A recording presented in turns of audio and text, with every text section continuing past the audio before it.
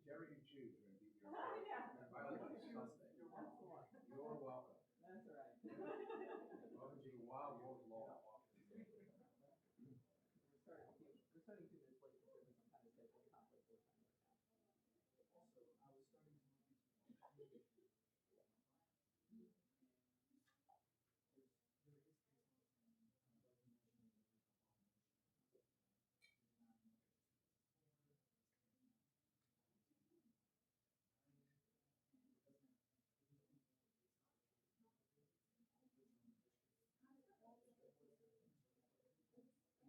there's case law from Basel Convention of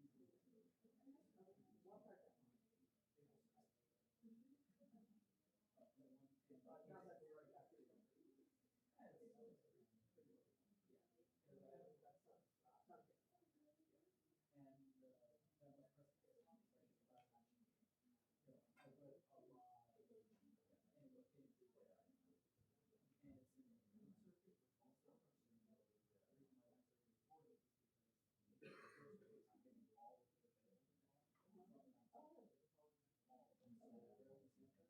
with also the reason why that circuit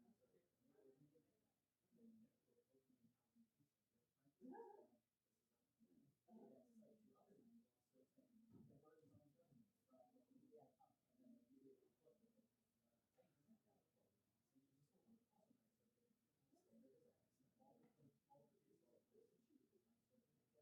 important is because the first circuit is getting all of the federal and so there is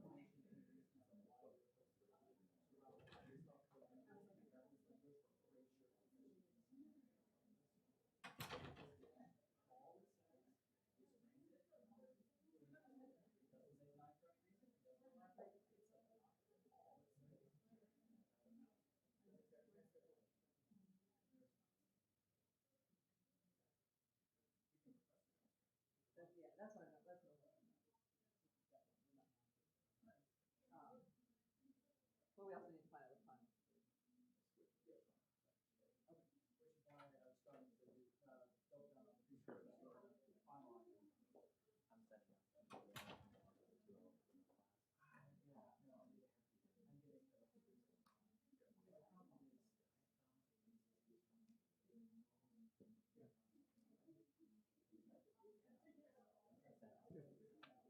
You ready?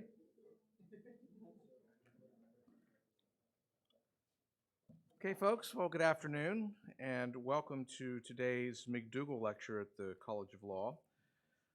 The McDougall lecture is an important part of our lecture series each year. I'm going to talk about the history of this lecture series and then turn over the podium to Allison Peck, who will introduce our speaker today. So the McDougall series is a lecture series we've held for nearly 30 years, and it has an interesting backstory to it. 30 years ago, 35 years ago as a matter of fact, it was not common to talk about international law or global affairs in American law schools. Just a few law schools did it.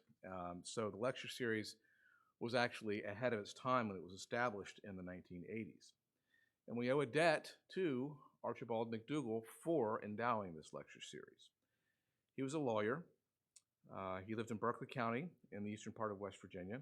He was not a WVU graduate. He wasn't even originally from West Virginia or even from the United States. He was born in 1908 in Hobart, Tasmania. He earned his bachelor's degree and law degree from the University of Tasmania. He was a Rhodes Scholar, not a bad accomplishment. He was educated at Oxford and Columbia. And for much of his career, he was active in diplomatic affairs. He served as a delegate to the League of Nations, the predecessor to the United Nations. He represented British interests and American interests during World War II. And then after the war, he was a legal advisor to the British Embassy in Egypt and the British Foreign Affairs Office. And then in 1952, Archibald McDougall decided to make his big move, and he moved from Washington, D.C. to Berkeley County, West Virginia, where he lived for the rest of his life. And he was a well-known attorney there. He was president of the Berkeley County Bar. He was a member of the State Bar and the West Virginia Bar Association. He lived a full, rich life. And when he passed away in 1984, he bequeathed money to us at the College of Law to establish this lecture series in international law, and that helps ensure that his legacy lives on. So this is a wonderful example of how people can make a difference in our lives, even after they have been gone for a while, and it epitomizes the kind of law that Archibald McDougall stood for. So with that, I'm pleased to welcome my colleague Allison Peck to the podium to introduce our speaker for today. Thank you.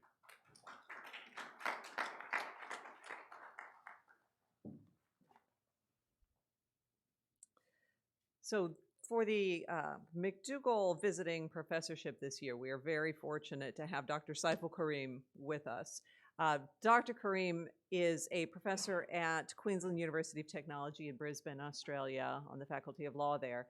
And in addition to his teaching work in Australia, he has really been on the front lines of the work that is going on international environmental law and international climate change law. He has been a consultant on a number of very distinguished panels, including the Intergovernmental Panel on Climate Change. He is an Australian delegate to that panel and is the lead author for the IPCC Special Report on the Ocean and Cryosphere in a Changing Climate. In addition to the IPCC, he's also involved with the Intergovernmental Science Policy Platform on Biodiversity and Ecosystem Services and is a lead author of one of their reports. He has been involved in the World Commission on Environmental Law and the World Commission on Protected Areas. He's also been a very important player in helping small island nations to do a couple of things. Number one, to prepare and develop curriculum to make them more able to deal with the changing impacts of the environment through international environmental law studies. He has been a consultant to the governments of Fiji and Vanuatu on dealing with agriculture law. As some of you may know, if you have paid attention to this issue, these small island nations are very deeply impacted and are sort of the canary in the coal mine, if you will, for what's happening in terms of climate change, particularly because of their vulnerability to sea level rise, which is affecting so many things about their environment. Dr. Karim received the 2018 IUCN Academy of Environmental Law Award for his work in interdisciplinary research in environmental law. And he teaches courses in public international law, international environmental law, agriculture law, climate change, law of the sea, and maritime security law. And so we've been really lucky to have him here teaching a course in international climate change law for the last 2 weeks and one more week to go in that course. So please welcome Dr. Saiful Karim. Oh, besides that, no, I didn't mean to interrupt your applause, but I thought I would be remiss in not mentioning that in addition to all that, as if all that weren't enough, I hear he also plays a pretty mean game of cricket. So, Dr. Saiful Karim.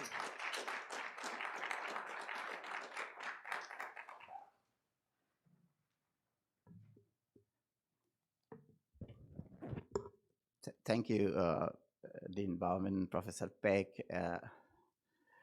and colleagues here in West Virginia University College of Law for inviting me as the visiting professor, McDougall visiting professor of international law. I'm very happy to be here, and this is my longest stay in United States.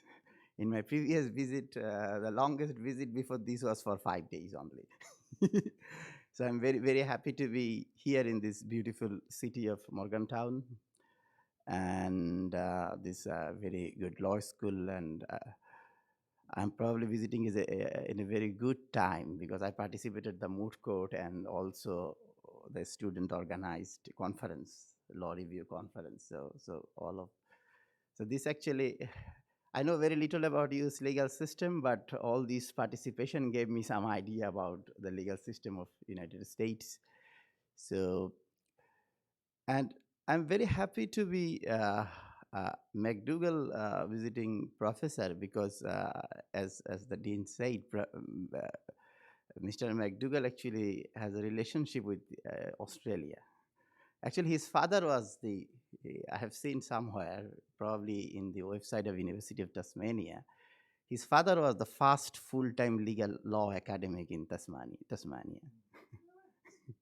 So he was a professor, of course, law professor in Tasmania. So it is very it's probably probably I'm the first Australian academic to come here as McDougall visiting professor. So this is very nice. And actually, without further ado, I'd like to talk about my today's lecture. As you can see, the name is the Global West Trade, a Requiem for Environmental Justice.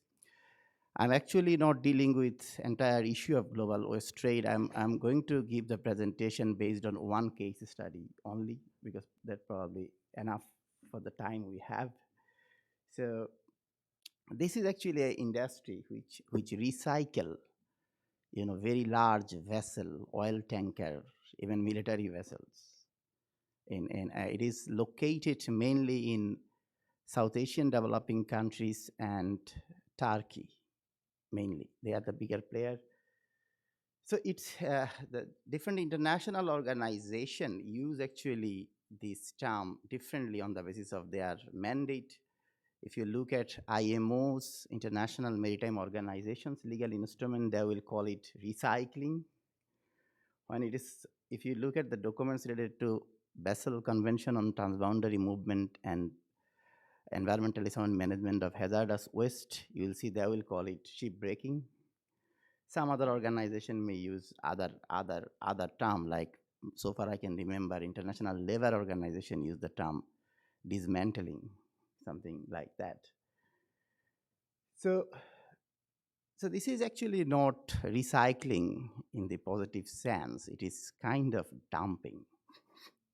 So as you can see, and I have written a book mainly on the environmental justice aspect of this problem, because up until then, people are treating this problem as a technical problem, that you establish regulation, guidelines, everything will be okay.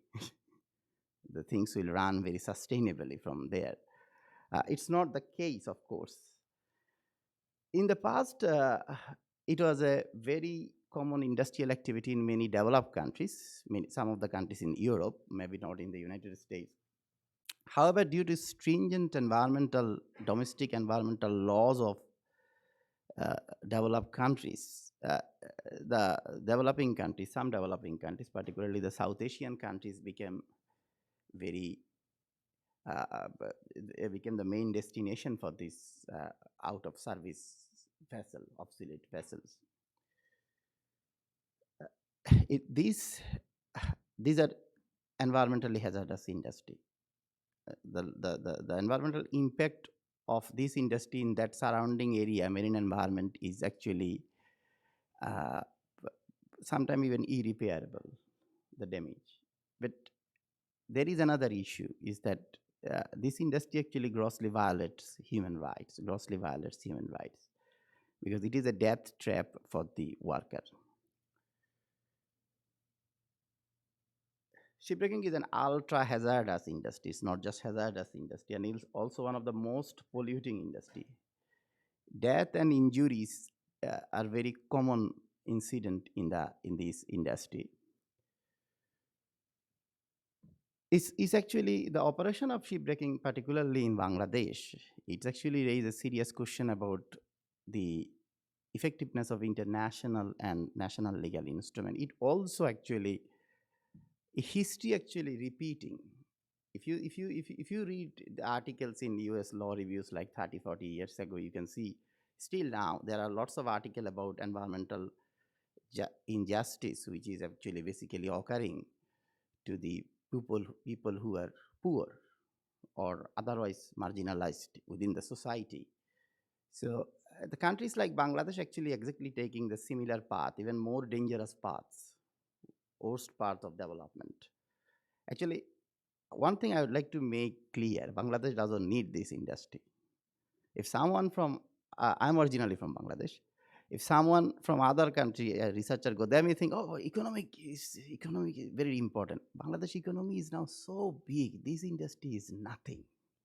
If tomorrow Bangladesh government stop it, absolutely nothing will happen in Bangladesh. Because per capita income is still very low, but economy is very big. So it will not have a very significant impact. Sometime if there is any situation where there is if government want to impose a regulation, the industry owner creates some artificial problem of supplying raw materials. But these are not good raw materials, the materials they get from this older vessel.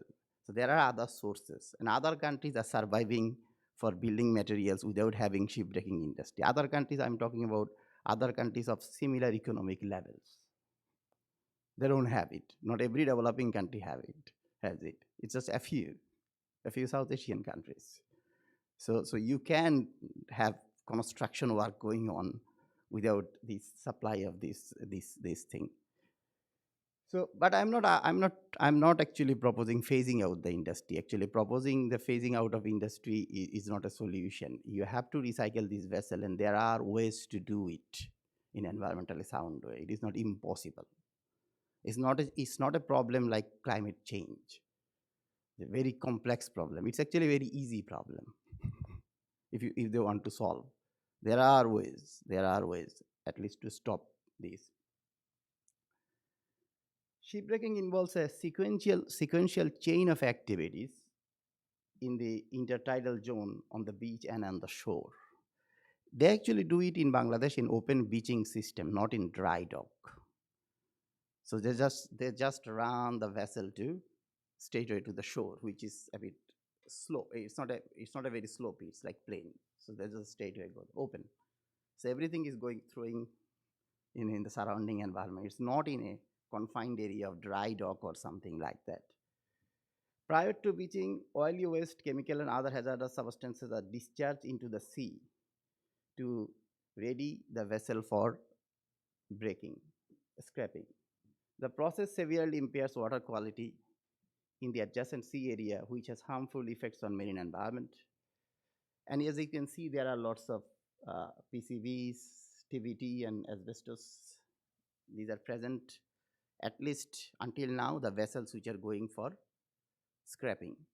But the new vessel, which is probably built today, may not have this, because there are some international regulations. But still, yeah. So it's a death trap. In my book, which I have written 2 years ago, I gave a list of how many people died the 10 years preceding to that. And this is, I'm giving recent information rather than from my book, which is published in 2018 or 17, end of 17. The last year, there was 26 deaths. You may think that this is because of those asbestos, TBT, and this. No. There is no statistics for them. Because when people go to home, there is no way knowing that they are dying for this. This is actually direct death from the accident on the site, this 26. It's not even long-term impact, accident, because there are big blasts happen always. Because they send poor worker with the barefoot, with a torch, cutting torch to cut. And sometimes it's not gas free. And gas freeing a vessel is very much possible. It's not even a very high tech thing. If you go to the dry dock in Singapore, which repair the vessel, not break, they always, even if it is not needed, they always do it before sending people. So the technology is not even very far from Bangladesh, only 4 hours flight. It can be taken from Singapore anytime. So I'm saying that it is not something, and this is why. This is why I have used a particular theory of environmental justice, which is based on a theory of justice uh, given by Professor Amartya Sen, who is a professor in Harvard at the moment, and he's a Nobel laureate economist, but does lots of work on justice.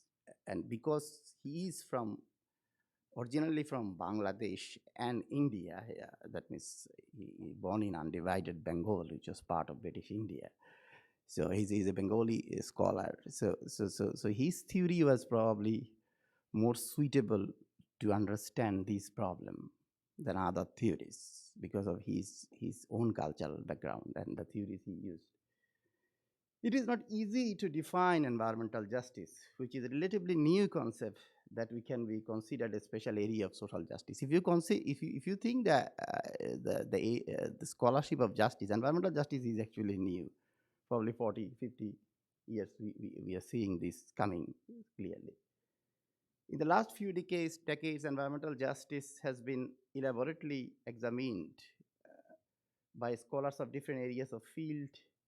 You can see they try to examine it from the distributive justice perspective, recognition, capability, procedural justice.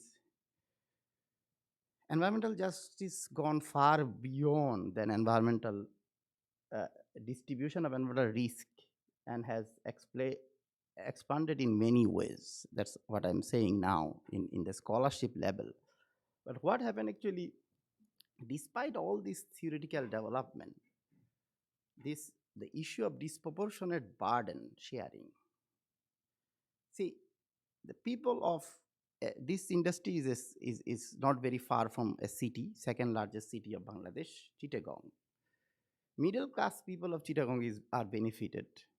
And some industrialists from Chittagong are also benefited because they are owner of this industry. And they have many other business. This is not the only thing they own. So it is actually, and government also getting revenue. So all the risk actually imposed on those poor workers. So within this developing emerging economy, I think one of the reasons of doing this research is we really need to talk about internal issue of environmental justice within those emerging economies. Because mostly we see internationally discuss about common but differentiated responsibility, global injustice. But what happening internally need to be examined critically. This is what we try to do. Disproportionate burden of environmental pollution to poor shipbreaking workers remind us of some fundamental theoretical issues. The most important of this, what should be the central focus of justice? Even if it is not possible to establish a perfectly just society, it is highly desirable that we eliminate at least remediable injustice. And I think this is an example. I'm teaching climate change law, which this here now. This climate change is a very complex issue. This one is not actually that complex. Even I personally believe, considering the current financial situation of Bangladesh government, Bangladesh can probably solve this problem without any international help. Because government can do it. It is a matter of priority, what government will do. Whether you will spend money for cricket or making this more just. This is a decision to make. According to Professor Sen in his book, The Idea of Justice, identification of redressable injustice should be the central to the theory of justice. And contemporary justice scholarship mainly focuses on the identification and establishment of just institutions. Establishment of just institution and rules are important, but realized actuality may involve more than just institution and rules. As I will show later, the boring part of the presentation, there is no shortage of international and national laws. There is no shortage of international and national laws. So we have no shortage of just institutions, but realize actually it is totally different. This is the problem we have here. So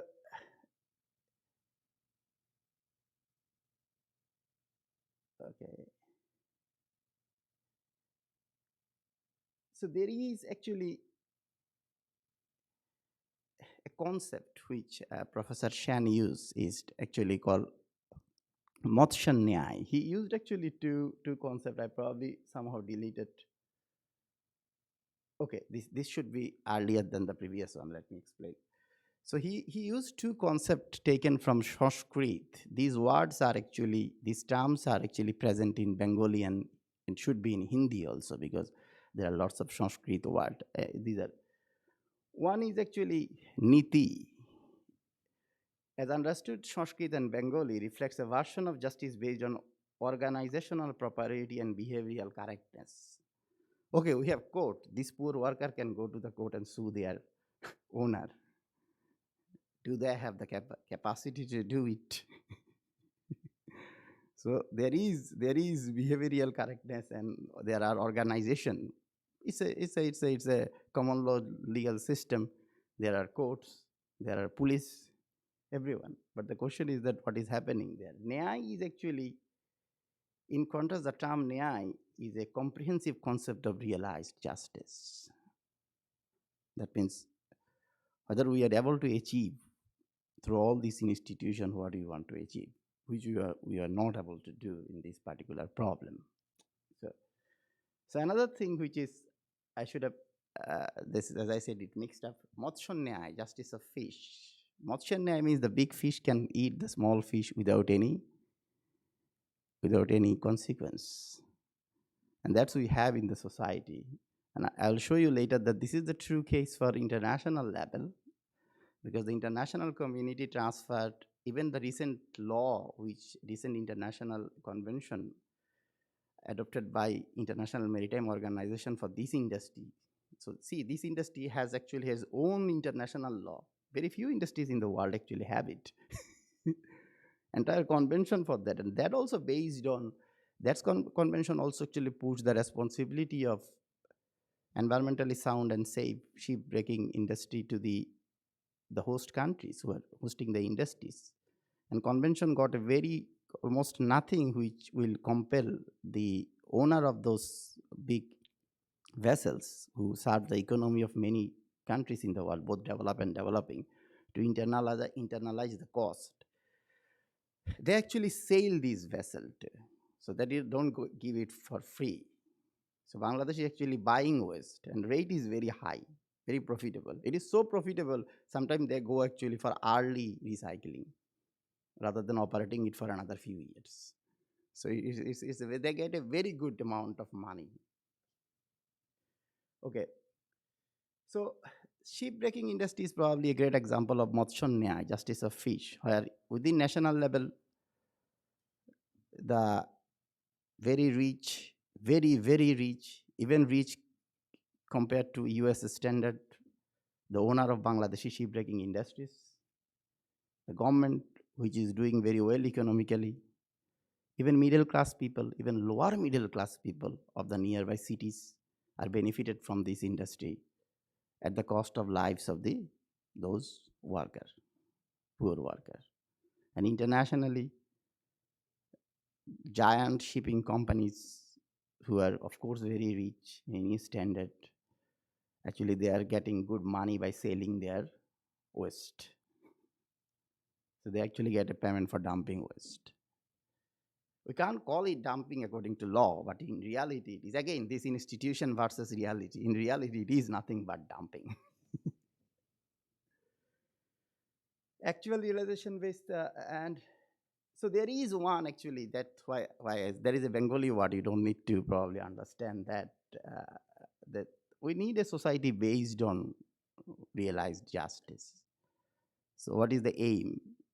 Then probably we can have some problem, that if some solution. If people in the nearby areas in Bangladesh and the governments and international community think that we need to ensure justice for those poor people, then they can probably solve this problem. So this is something. So environmental justice and international law, actually, you will not find a legal instrument straightway directly for environmental justice. The way international law actually establish environmental justice framework through human rights law. And right to environment, although not included in the main international human rights document like United Nations Declaration of Human Rights, UDHR, or International Covenant for Civil and Political Rights, or International Covenant for Economic, Social, and Cultural Rights. But through the liberal interpretation of a number of provision of international human rights, many regional courts, particularly human rights courts, actually extended the right to life in a way that it should include right to healthy environment. And then environmental justice and international environmental law principles. Some principles, of course, customary law status of some of those principles are questionable, but some principles actually help us to understand environmental justice, like polluters pays principle. If you are the polluters, you should take the responsibility of your pollution. That means internalization of cost of your pollution in your business. Then other principle that precautionary principle, probably I don't need to say here because it is undoubtedly dangerous for environment. So you don't need to work just as a precaution. It is happening, everyone knows it. So some other common but differentiated responsibility may be relevant, but mainly I will say that polluter space principle and principle of prevention. You know, those declaration we have, like a Stockholm Declaration on Human Environment or Rio Declaration on Environment and Development, they have provisions which talk about prevention. Environmental justice also in this context will include many labor law instruments adopted by, some of them I have listed in my book, adopted by the International Labour Organization, ILO, and that United Nations Convention on Law of the Sea, because it's got some relation with marine environment. Actually, in some provision I have written in my book, actually talk about a protection of marine environment in a just and equitable way. So these are relevant, but of course their direct application on this particular problem is not very apparent. It's possible, but not very apparent. Environmental justice in the context of Bangladesh. Bangladesh has a very good constitution, but which has been amended many times to make it bad. So with clear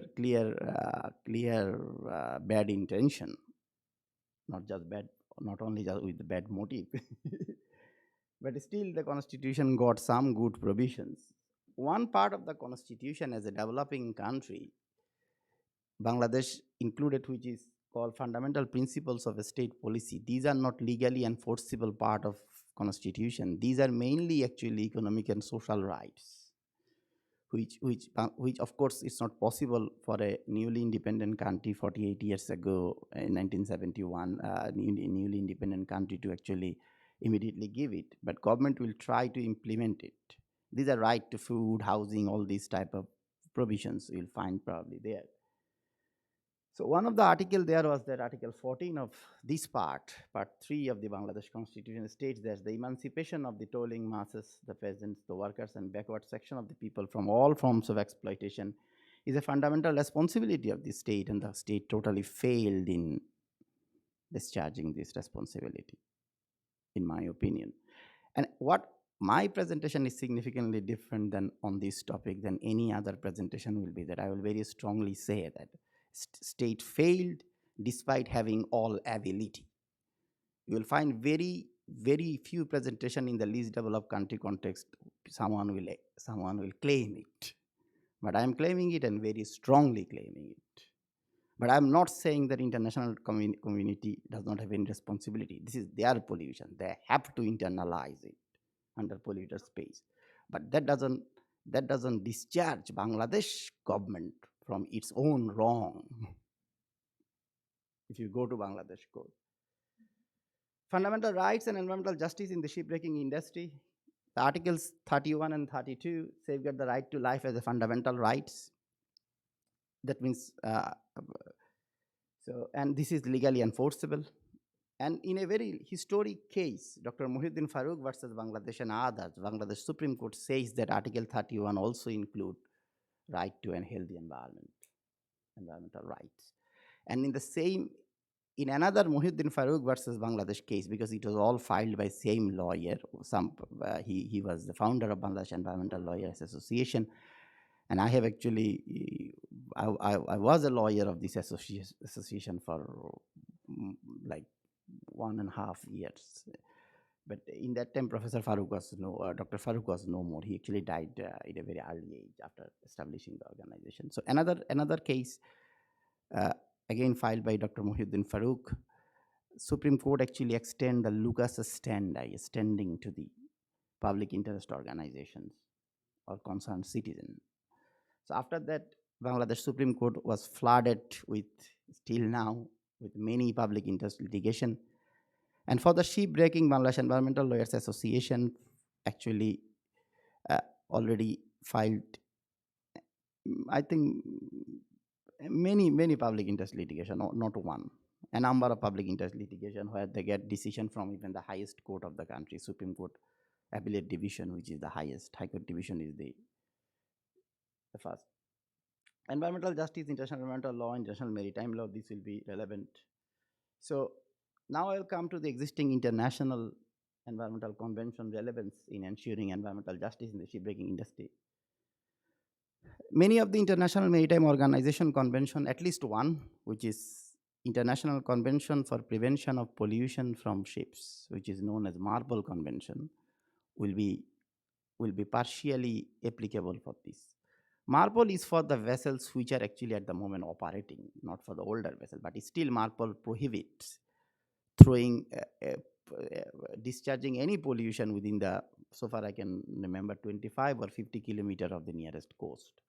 So there is clear violation of Marble Convention, but Marble is for a totally different purpose. It is for vessels which is at the moment operating in the water.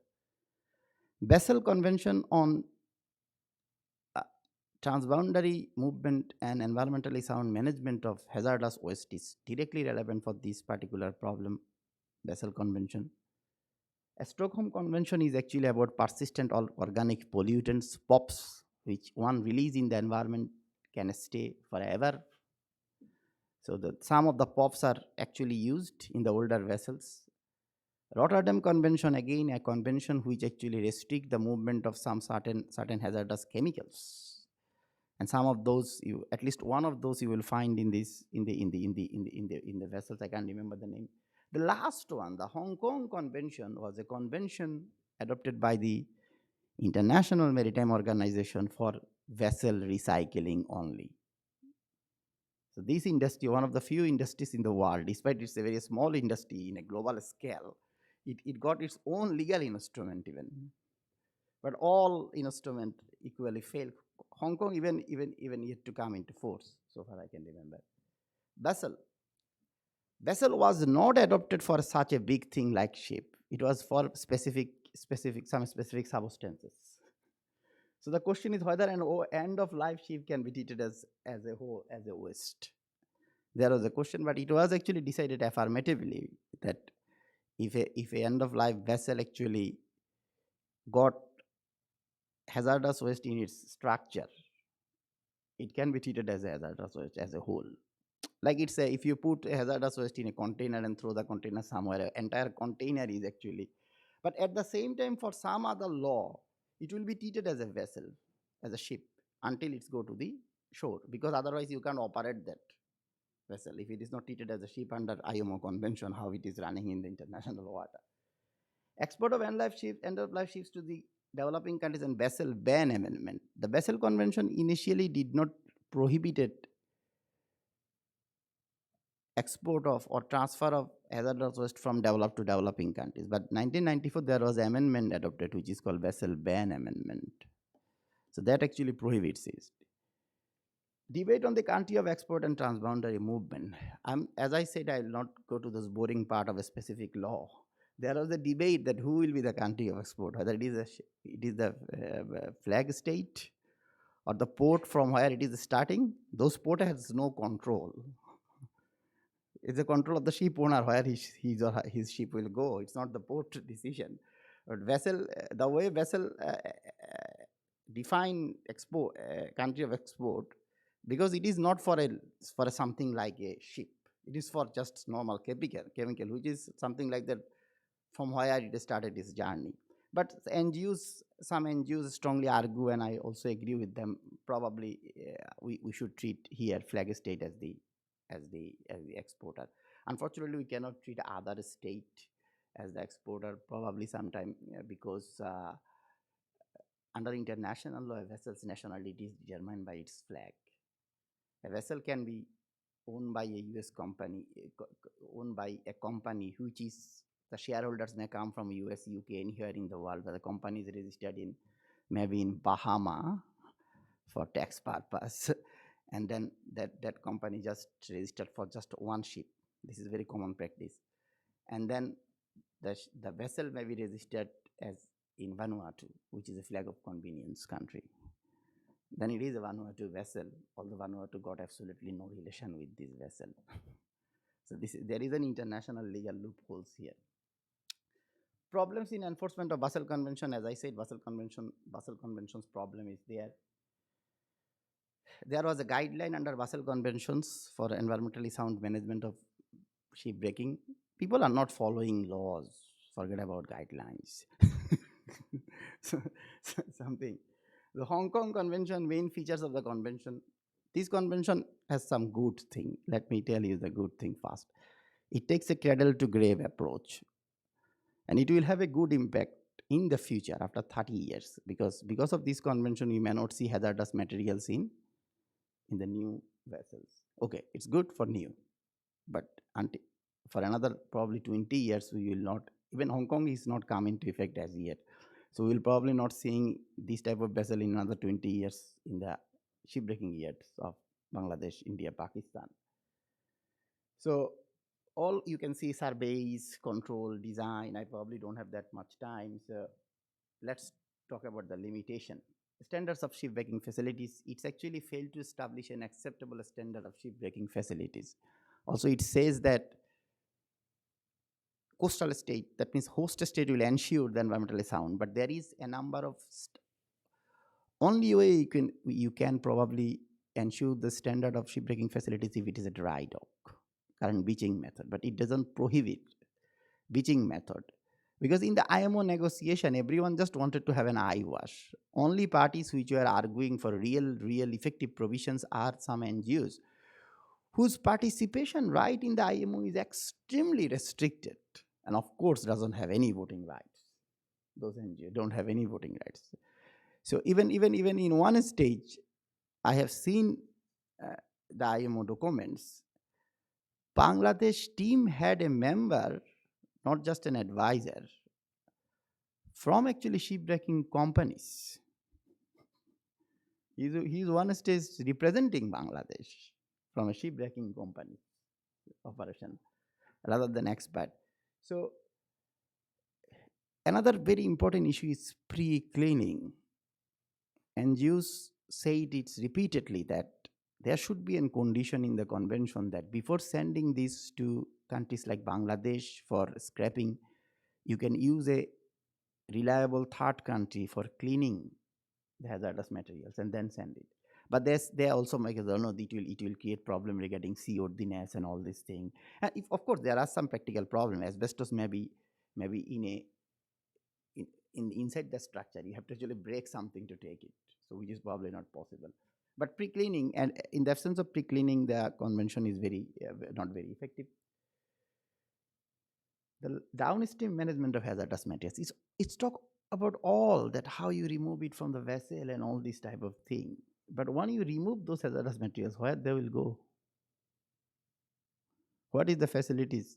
These shipbreaking facilities, even if you run them even properly, they are not the proper institution to look after this type of hazardous waste. Like I give you an example, the nuclear power plants. some developing countries which are now trying to have nuclear power plants. One thing they are ensuring very strongly with the supplier, which is even whether it's from US or Russia, which have these industries, they are trying to ensure that the end waste, which is the last stage of waste, should be removed from those small countries and processed somewhere else because they don't have. So this should be something like that where you will process the asbestos finally, or TBT and all this. Another thing is that, which is my problem and which is problem for this particular book, which talk about environmental justice, is the total disregarded, this convention totally disregarded international environmental law principle, human rights and global environmental justice. It is all about a technical convention. They said that you give them guidelines and it will be okay. Something like that. It doesn't talk about the rights of the workers, and workers are not represented there at all. Maybe International Metal Worker Association, which has another 2,558 duties apart from this one. They try, they are best, but all these organizations have serious funding and other issues because they are not rich organization, the associations, you know. So in Bangladesh, I don't have much time. I'll just say 2 minutes about Bangladeshi laws. After the repeated litigation by NGOs in the Supreme Court gave a number of direction to the government. And whenever government make a new law or change in import policy, within a very short period, because of the pressure of industry, they just change the law in a way it's just favor. It just allows to continue to the existing practice. Very one point. Second point is the last one is very interesting. The Supreme Court asked them to make a rules under Environment Conservation Act. They find that, okay, it's difficult. If we make the rules the way Supreme Court wants, then we can't do this. So they enacted a law, and I just tell you one particular funny point of this law. This law actually gave authority to a commission or something, a committee, to give permission to export the vessel. And there is no expert member from outside, but there are 2 members from Ship Recycling Association of Bangladesh, which doesn't exist. That means they will form it. The shipbreaking owners will form it. At that time, there was the Shipbreakers Association in Bangladesh, not Ship Recycling Association. So it's so in favor that they are giving them a beautiful name before those people themselves adopted that name. They themselves call them shipbreaker, but government want to give them a very nice name, recycling. That means the same people will form the Ship Recycling Association. That means owner of those particular industry. So they will give them permission. And I actually have serious problem like this type of people. When a joint secretary of Bangladesh government, who is a mid-level officer, will lead the committee, and when these very highly powerful people, even I will not surprise if one of them is a member of parliament even. That's very possible. That's very possible. They can go. Any party will give them nomination. These are these powerful people. So just think about what just in front of those 2 people, how that joint secretary and other officer will be even lower. How they will take strong decision in just in front of those 2 people. They are also part of the committee. And technically, I have showed in my book that technically there is a quorum of the meeting possible where they are even majority. Quorum is possible. And the committee is something like joint secretary of that ministry, joint secretary of those other ministry. Those people will most likely will not even come to the meeting because they are busy with their main duty. This is something just imposed on them. They will probably send a very junior staff to just represent them. So you know what will happen. But I'm not aware of whether they have already formed the committee or not. Okay, this is the institution. Of course, I'm not asking you to read. You can see how many in Bangladesh. It is in my book, and my book is available probably in your library also. But if anyone wants to have a copy, don't have access, otherwise I wants to have a copy, you can contact with me. So what in this last 3 slide, I'm not going to show you the slide. What I'm trying to say is that this is actually the workers there who are dying are actually forgotten people. If you are forgotten about them in international negotiation and national negotiation.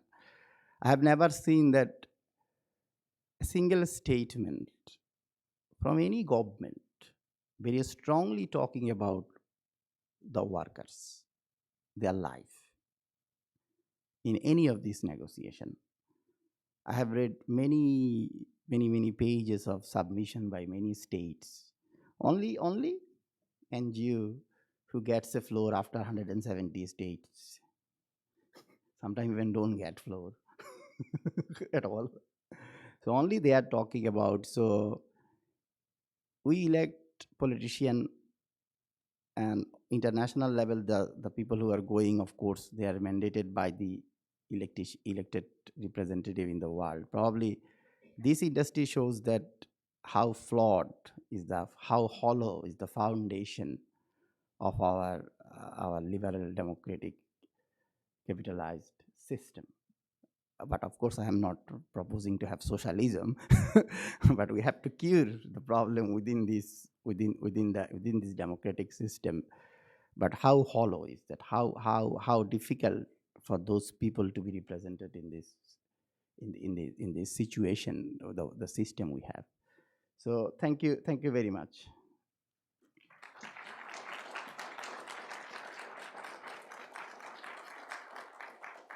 I think we have a few minutes for questions if anyone has any questions for Dr. Karim.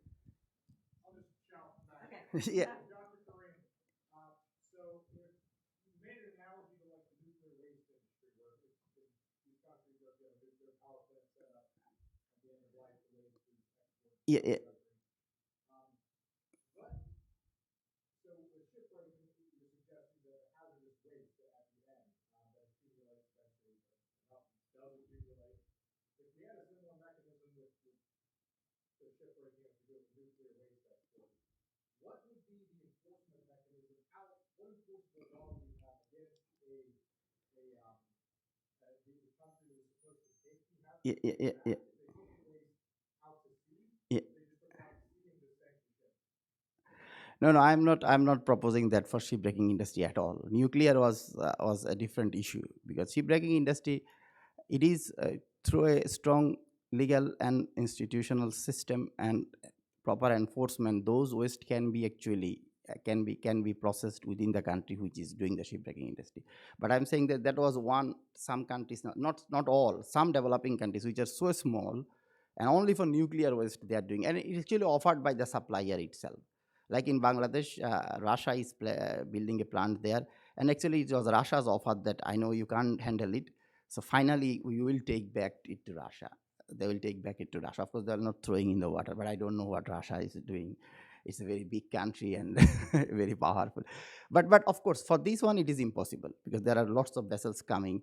It is very much possible. You just need to have the right technology. You need to take right technology, right attitude to those. If you want to have a good environmentally sound industry for vessel recycling, you can have. And this is the only way actually. You can throw all these big vessel in the water, like use all this. Someone need to do it. And I believe that we probably have technology to do it now properly. But they just want to make more profit. They just want to more profit. In one stage, probably I said somewhere that just if a big multinational company, just probably initially with a mind of charity, I'm not asking to do charity, with a mind of like corporate social responsibility, go and show these people how to do it. They can show it very easily. Like one of the big shipbuilding company, just one operation of government may give them free land and all this, just to show these people that this is very much possible. Or entire industry is in one belt in Bangladesh, in just 18 kilometers area. There is very much possible for Bangladesh government to establish a common processing facilities, taking all these things. But it just need the decision. So I'm not an engineer, I'm not a technical expert, but I think why can't? Because of course other part of the world people handling this hazard. It's not like nuclear hazard. Nuclear was an entirely different example actually.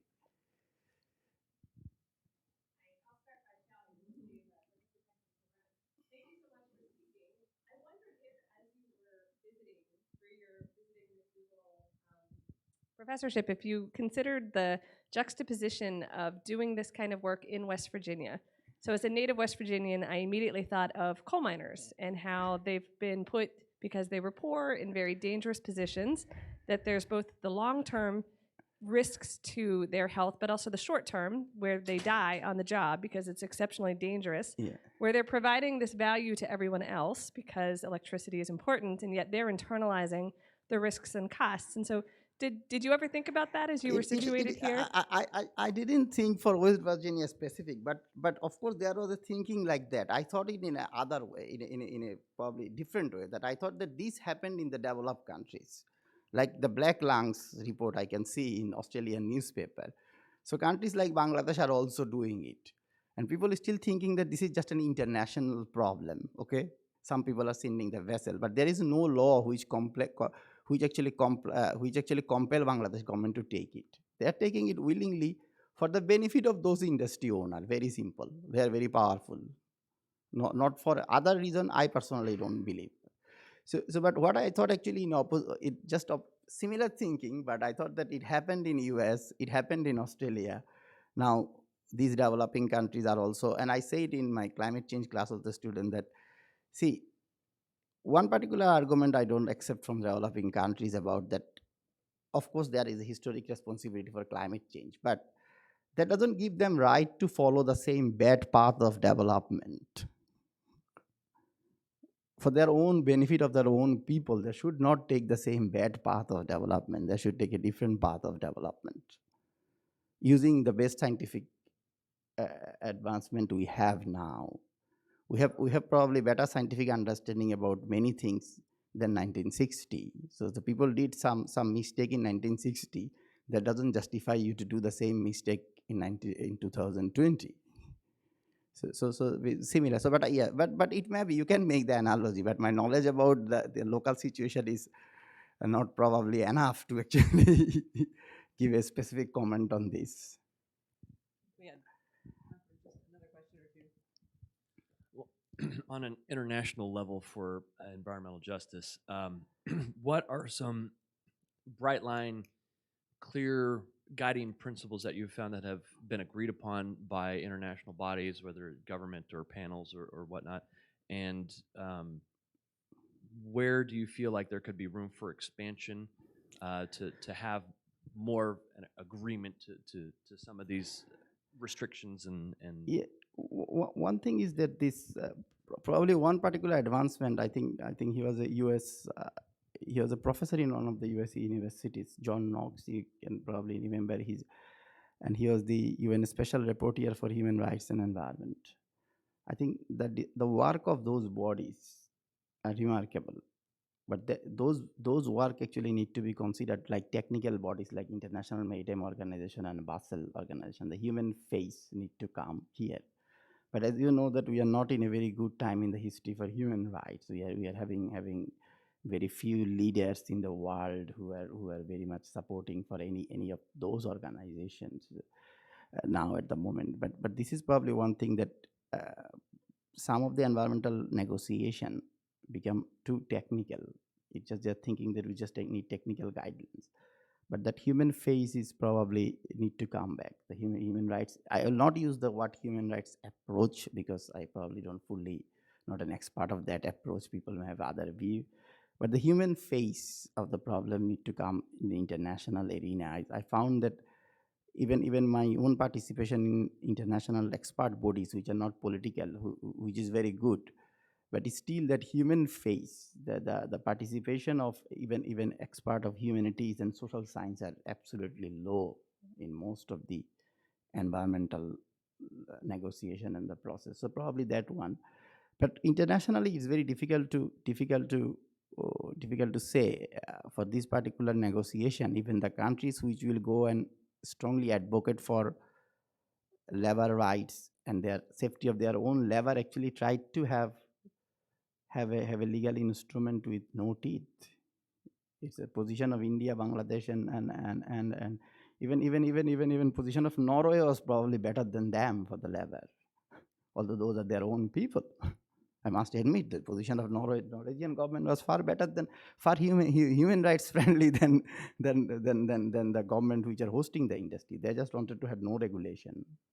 So their position was probably problematic. So it is actually problem in the process that usually in other field you will see that this country will go and say that, okay, we need to save our people, we need to include this. Here it was just opposite actually. They are saying what their industry wanted them to say. Very simple. They are shipbreaking owners. So it was probably most I think one of the most depressing reading of the negotiation document for me from the environmental justice perspective. Yeah, it's very difficult. The main answer, the answer is that I don't have answer of your question. So I think we're about out of time. So thank you very much, Dr. Karim, for being here and for sharing your work with us. Thank you so much for inviting me.